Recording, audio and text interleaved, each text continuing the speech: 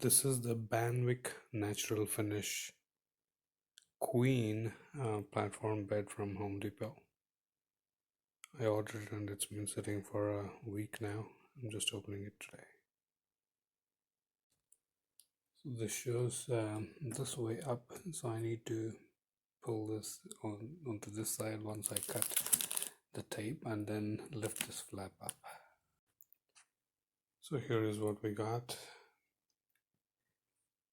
I think this is the thing that holds the slats. These are the four edges of the bed. You see there are four edges right here, and then they should be the slats. These are the legs. And all the hardware and manual is enclosed here. There's a lot of different hardware that's included. And these two pegs were also included in the hardware box.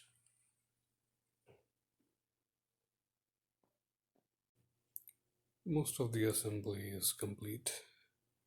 I've got the legs figured out, everything figured out. The only two things that are left are the middle support beam and then undoing the slats and then spreading them over the surface. The center support is set as well. Now I'll put the slats on it. So that's how the finished bed looks like.